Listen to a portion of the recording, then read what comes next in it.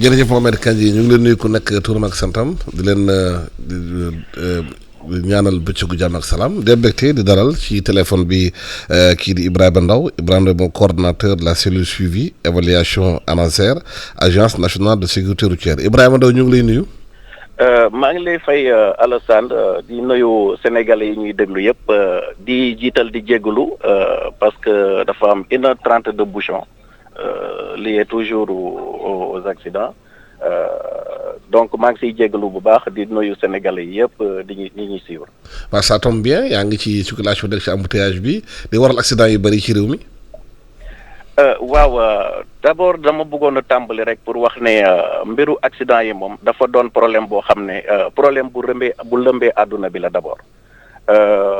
au niveau mondial accident yi dafa lëmbee àdduna bi ba kuréelu réew yi yëpp muy Nations Unies muy CEDEAO muy UEMOA ñoom ñëpp dañoo jël ay motuwaay pour fexe ba wàññi accident yi wàññi ñi nga xam ne dañ ciy loru alors suñu xiyee si xayma tuuti rek balaa may ñëw Sénégal si àdduna bi yëpp accident yi li muy lor par at maanaam 1,2 million personnes yoo xam ne dañuy loru si accident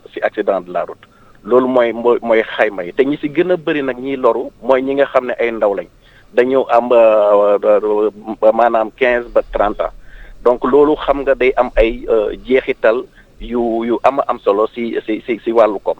moo tax kuréelu ndaw réew mi yëpp Nations Unies ak UEMOA ak kuréel yi yëpp lëkkaloo woon def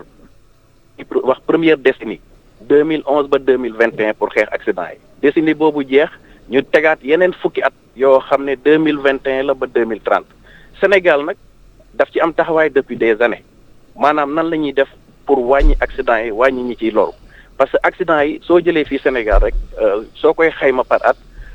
4000 accidents maanaam ñeenti junne accident par at day am te ñi ciy loru lum néew day ëpp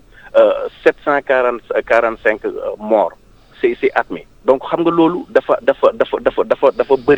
dafa bëri te jeexital bi muy am suñu wàllu koom rek soo ko doon xayma Alassane presque accident yi day këf lu jógee si benn mbala ñett point si PIB te soo xoolee secteur transport presque 4 points dana ko indi si PIB donc la transport di dugal accident yi da koy wàññi moo tax nag état Sénégal pour wàccoog engagement yi nga xam ne jël na ko ci international moo tax mu def ci ay jéego yu am solo at yëpp waaye bii nag dafa am lu ci soppeeku pour taxaw gët ne jonn pour xeex accident yooyu wàññi ko état Sénégal dafa taxaw li ñuy waxee agence nationale de sécurité routière muy ANASER agence boobu nag état bi da ko teg pour gën a ñoŋal jéego yi nga xam ne mu ngi ko doon def pour xeex accident waaye li ko gën a tax a jóg mooy fexe ba nga xam ne ñëpp ñoo xam ne ñu ngi yëngatu ci accident yi moo xam ONG yi moo xam secteur privé képp kuy yëngatu ci mbiru accident rek tey ANASER moom moo la boot moo la ëmb pour faciliter la coordination de toutes les activités liées aux accidents maanaam tey ci gàttal agence boobu noonu mission li ko gën a tax a jóg mooy élaborer politique nationale de sécurité routière lépp luy politique moom moo koy élaborer waaye teg ay jumtuwaay yoo xam ne dana ko lëkkaloo ak ñëpp ñi nga xam ne ñu ngi am jéego ñu ngi am mission ci mbiru accident tey dama lay jox benn exemple rek am na police am na gendarmerie loolu mooy contrôle routier xam nga ne accident yi aussi santé da ciy bokk parce que secteur santé ko accidenté dinañ la yóbbu hôpital xam nga ne sapeur pompier dana ci bokk xam nga ne ñooñu yëpp justice dana ci bokk parce que soo defee accident xëy na dina am ay enquête ak yooyu surtout su amee nit ku dee donc ministère yooyu yëpp maanaam lu mot presque 5 ministères dañuy intervenir ci mbiru accident ku ci nekk nag da nga doon am looy liggéey am na statistiques yi léegi nag agence bi day fexe lëkkaloo acteurs yooyu yëpp ba nga xam ne dana am une bonne coordination de la politique de sécurité routière fii ci Sénégal. waaw danañ am ay statistiques pour jéem a xeex accident yi. loolu mooy jéego bu njëkk loolu nag rafet na trop. waaye ci télé bi daal dañu constaté mooy ñaa ngi dee démb ci ngoon benn camion jóge na ci yenn VDN di fekk ñaari xale jigéen taxawu rey leen ki ko dawal daw dëbb yoonam xamuñu xale yi dawal oto yi fu ñu jógee da ngay gis xale yu ndaw xëy na sax 16 ans 17 ans moto yore camion bi nga xamante ne bu maar day taal yi te buy daw ci tali bi da ngay laaj kii naka la fexe ba am permis sax. waaw xam nga pour xeex loolu accident bu am rek day am ay circonstances dañu naan yan facteur moo tax jéye bi am fu ñu waxee accident da nga lim ñett Antoine da nga lim oto bi da nga lim tali bi waaye da nga lim nit ki mooy usager bi képp koo xam ne day jëfandikoo tali bi usager bi nag mun na doon conducteur mun na doon kiy jéggi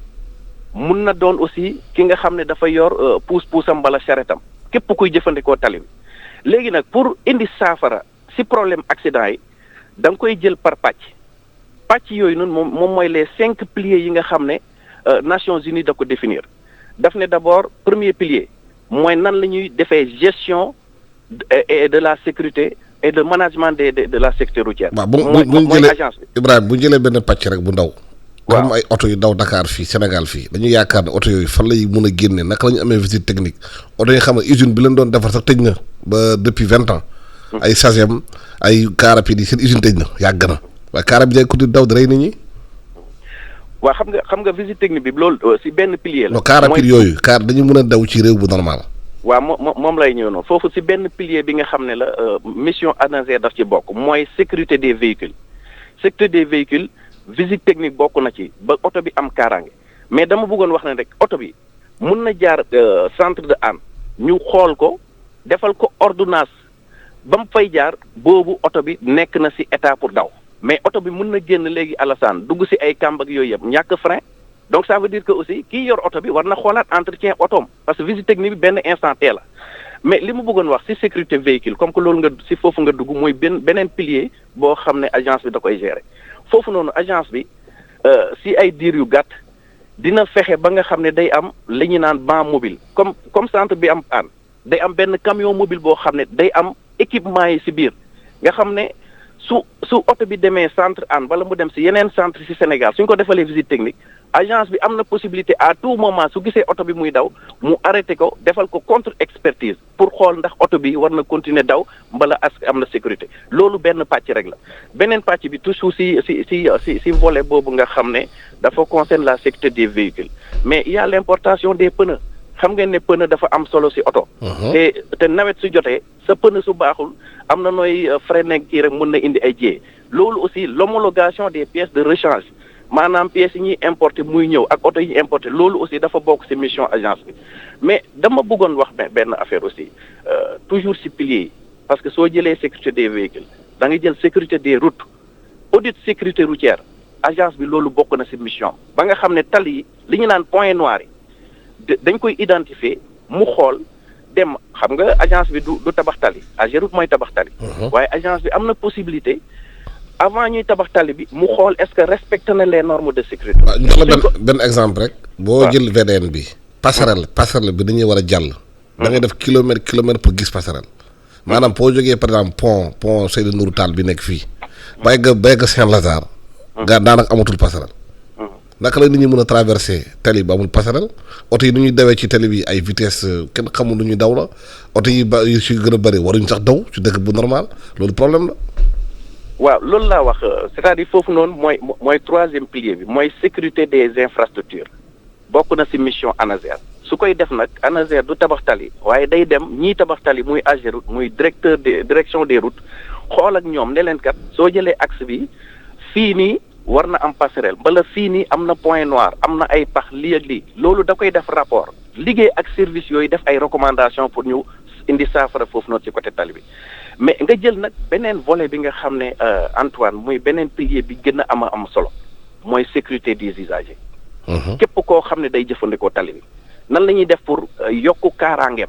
ni ñu yokkee kaaraangeem nag Alassane mooy changement de comportement sensibilisation parce que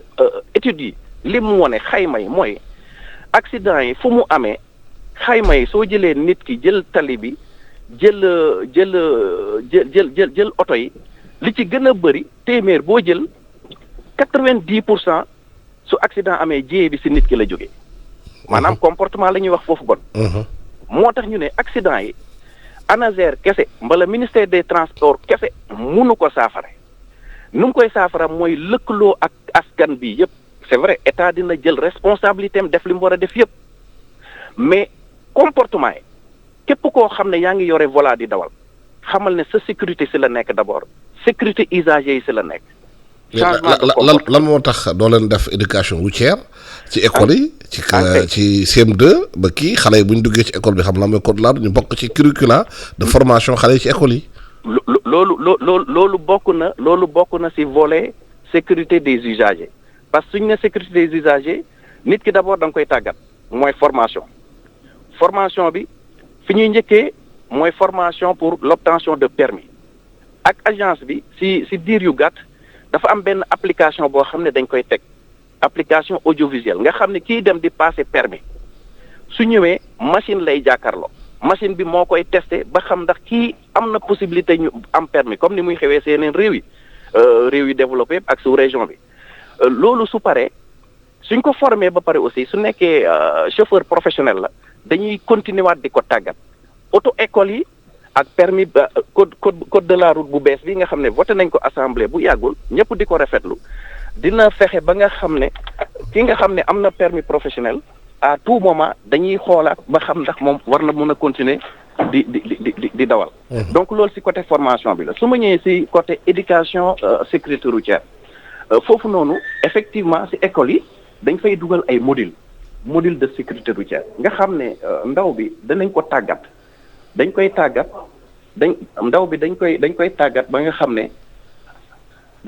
ba nga xam ne moom dinañ ko nàmpatal comportement yi mu war a am pour sécurité routière. loolu bokk na ci mission ANASER donc pour wax la ne aspect yooyu yëpp ñu ngi koy jël en compte ci mission agence bi.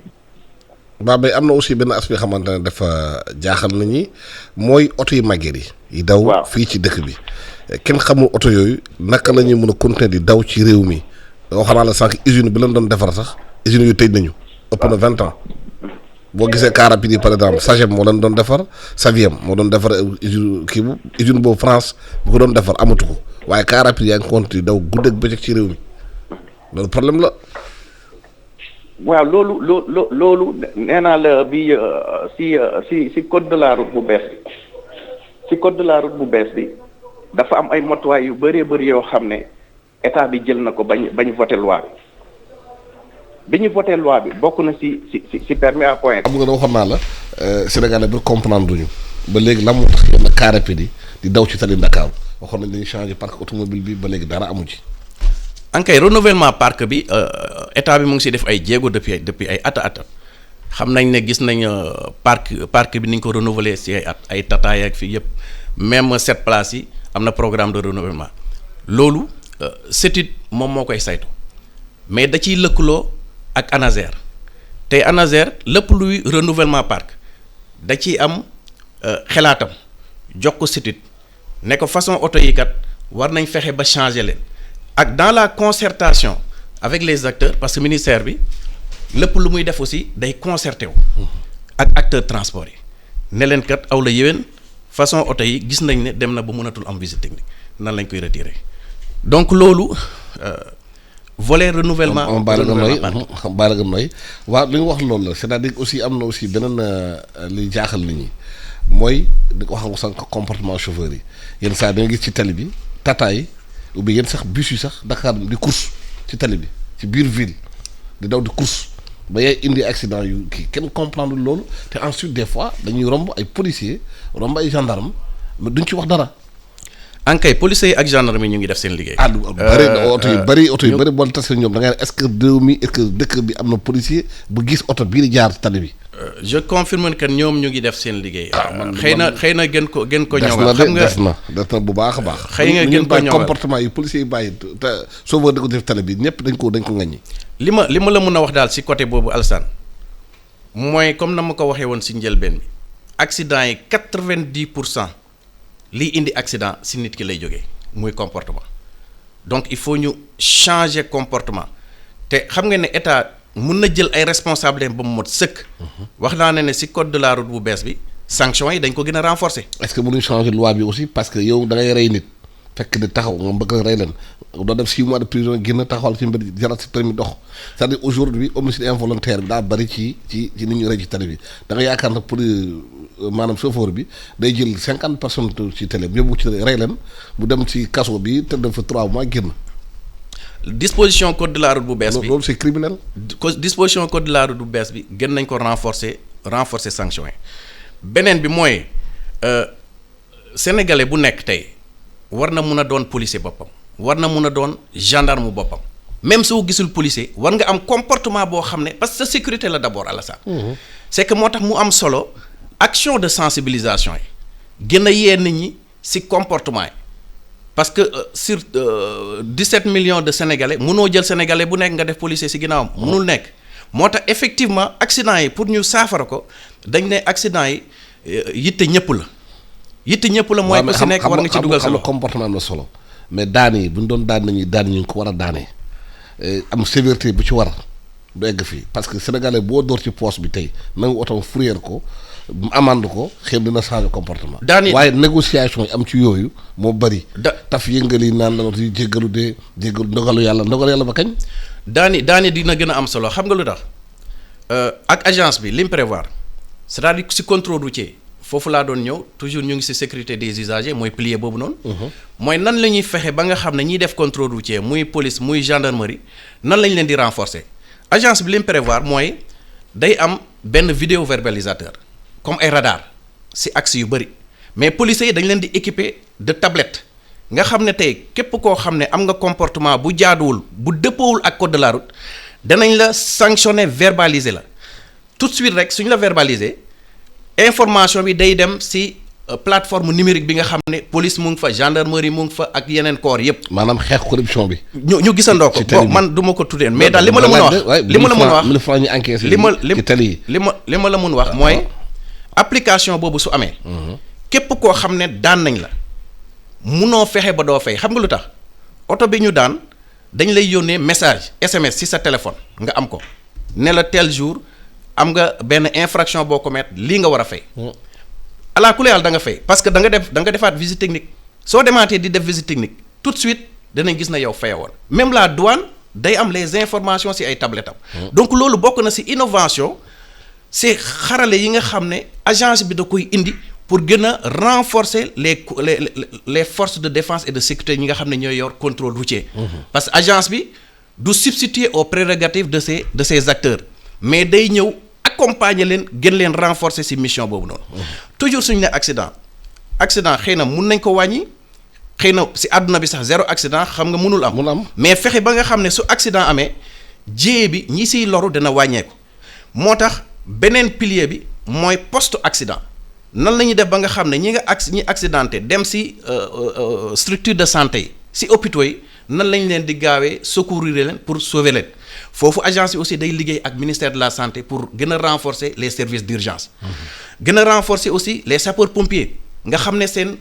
moyen de déplacement ak seen intervention dina gën a gaaw moo tax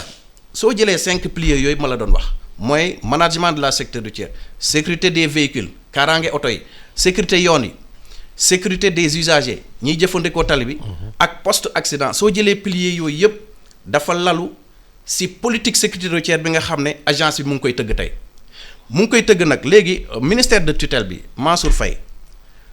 mot na at dafa regrouper acteurs transport yépp la leen accident yi nag foog ñu jël ci saafara li gën a gaaw te jàmp mooy nañu arrêté 5 mesures urgentes ñoom ñëpp ñu arrêté ndoor ko d'accord ci ñu ne dafa war tout de suite ñu def ay campagne de sensibilisation ci Sénégal yépp beneen bi nañ renforcer contrôle routier bi ngay wax noonu ci tali bi beneen bi nañ fexe teg kuréel boo xam ne mooy conseil national des transports syndicat yëpp nekk fa ñuy waxtaanee lépp ci mbiru accident. am na beneen aussi problème. waaw bu Sénégal di jàmbat. mooy tali yi ni ñu koy tabaxee ni ñu koy defaree am na tali yi xamante ne bu ñu war a dépenser xëy na 5 milliards da ciy def xëy na ëpp loolu waaye tali bi du am li nga xamante ne moom mooy njeexital bu ñu ciy xaar. bon man du ma infrastructure yi du baax. man du ma. tali bi da ngay tabax du def 6 mois mu dégradé wu. man du ma ingénieur des routes. mais ingénieur des routes yu ma dégg ñuy wax nekk AGEROUTE nekk directeur des routes. Sénégal am na ci tali yi nga xam ne de meilleure qualité au niveau mondial loolu moom mun naa ko jàpp ñun daal ci tali bi daal bu tawee daal tali day yàqu. waaw gis nañ ko. waaw léegi man li ma doon gën a wax c'est vrai sécurité route yi. waaw dafa am solo. moo tax agence bi oto yi tali la ñuy daw. non moo tax agence bi ci audit sécurité routière dina saytu loolu yëpp waxtaan ci AGEROUTE xool nan la ñuy réparer yenn routes yi. ak raay bi lan moo tax doo renforcer raay bi. raay bu amee tali wàññeeku accident bi wàññeeku. ok xëy na autoraay bu amee bu jógee Touba dem Dakar jógee Dakar dem Tambacounda camion malien ni ñuy rey nañu ci mbedd bi Kaolack dina wàññeeku. waaw xam nga système ci la bokk système multimodal moom. commencé nañ ko appliquer. waaw maanaam soo wàccee sa oto mun nga jël terre bi. mun nga jël raay bi aussi politique boo xam ne la état bi mu ngi koy développer. mais man dama bëggoon ñëwaat. xam nga lépp daf ci bokk. waaw mais sécurité routière aspect boobu duggul directement ci mission agence bi. ci la bokk. waaw mais ci la bokk dina wàññi accident yi parce que multimodal dafa am solo. li ñuy wut mooy li ñuy wàññi accident yi wàññi li ñuy dee ci tali yi. waaw mais multimodal dafa am solo mais dama la bëggoon wax ne Alassane. état bi responsabilité am yépp su ko jëlee ci wàllu oto yi renouvellement parc jël ko ci wàllu tali yu baax jël ko ci wàllu contrôle routier corser sanction yi jël ko ci wàllu poste accident su jëlee loolu yépp aussi. accident yi mun nañ wàññeeku waaye solution bi dëgg mooy mu ngi ci comportement yi. damay insister waat parce que 90% moo tax. ndax ngeen fas yéene changer comportement. voilà moo tax agence bi ñu ko créé xam nga yàggul parce que ñu ngi lancé suñu activité officielle le 23 mai bi passé. xam nga loolu yàggagul. waaye ministre bi daf ñu sasoon ci mesure urgente yi mooy tout de suite ñu déployer wu ci région yi moo tax agence bi ba mu lancé rek ak le directeur général Cheikh Oumar Gueye ñu koy nuyu au passage. mu yàgg ci secteur bi. dañoo dem commencer def des campagnes régionales de sensibilisation ñu njëkkee Saint-Louis dañoo jógee Saint-Louis dem Matam dem Diourbel ci màggal gi ànd ak acteurs transport yépp dem ci gare routière yi pour waxtaan ak ñoom ci changement de comportement wane ne sécurité kaaraange yoon ci ñoom lay jógee d'abord képp kuy yor oto képp kuy jéggi tali képp kuy yor deux roues donc campagne de sensibilisation yi ANASER mu ngi ko lancé war a def les 14 régions. parce que danañ continuer di wax ak nit ñi à chaque fois que de besoin pour ñu changer comportement yi mais état bi dina renforcer sanction yi. waaw deux roues yi moom Jakarta yi nga rey xale yi. waaw deux roues yi surtout dafa am région yoo xam ne deux roues yi fa lañ gën a ëppee. Kaolack te fale di Ziguinchor. di Thiès Diourbel benn salle bu ñu tuddee salle Jakarta. waaw xale yi bu ñu daanu si Jakarta yi moom maintenant même bu ñu deewul damm yu ñu am ak traumatisme bu ñu am dootuñu jëriñ dara. waaw loolu. deviennent des épaves. loolu ANASER aussi mu ngi ciy liggéey avec les associations des conducteurs de Jakarta de moto deux roues nañ koy waxee sax tey aussi sax am na ñoo xam ne ay charrette soo jëmee Touba plus de 30 000 charrettes moo fay daw. ñoom seen problème bi gën a mag mooy problème charrette mooy problème accident yi gën a bëri foofu lay jógee moo tax gouverneur yi. charrette yaa ngi ñëw Dakar de charrette yi ñu Dakar léegi. waaw gis nañ benn image temps yi passé ci réseaux sociaux yi benn fas buy daw di mamm wuti ba péage di daw. waaw moo tax si suñu CRD maanaam campagne régionale yi ñuy def si région bu nekk gouverneur bi moom mooy njëkk a def CRD day woo acteurs yépp ñu ne nañu waxtaanee problème sécurité routière ñu càmbar ko ne problème yi lii la diagnostic suñu paree jeexital bi mooy chaque région day am plan de sécurité routière am plan yooyu la ñuy dajale pour concevoir la stratégie nationale de sécurité routière nga xam ne décennie bi ma la waxoon 2021 2030 agence bi si loolu lay daw di dawaale nag si juróomi bànqaas yi ma la wax noonu mooy piliers yi mais encore une fois damay insister waat. kaaraange yoon wi yitte ñëpp la ku si nekk na ko def sa yitte ku si nekk aussi xam ne soo toogee si volant rek comportement bi nga njëkk am mooy sama bakkan naa ko sauver d'abord naa sauver bakkani ñii jëfandikoo tali bi moo xam ay deux roues lañ moo xam ñëpp noo koy sauver mooy wàccoo ak li nga xam ne code de la route da ko wax parce que suñ ko defee Alassane tàggat ndaw ñi nga xam ne ay xale la ñuy doon nekk ci école yi comme ni ma la ko waxee nekk ci lycée yi ñu tàggal leen ci comportement bi ñu war a am ci tali bi état bi jël ay moyens gën ko ñoŋal je pense que accident yi suñu amul zéro accident aussi dina wàññeeku bu baax a baax a baax a baax. moo tax agence bi ci loolu la nekk di ci liggéey. yàggul bi ñu ko créé mais depuis 6 mois pratiquement def nañ 3 CRD ñu ngi préparé Kaolack te fu ñu fa dem aussi dañuy dem gis kilifa diine yi ñu yëkkati seen kàddu suñu yëkkatee seen kàddu sof ko ci kàddu transporteurs yi ñu ñaax seeni chauffeur ñu sof ko ci kàddu ñi nga xam ne dañoo nekk ci auto école yi parce que dañuy liggéey ak ñoom aussi les auto écoles parce que y aura une refonte des auto écoles ba nga xam ne avec le nouveau code ku buggati am permis passage obligatoire à l'auto école la da ngay jaar auto école te soo demee foofu aussi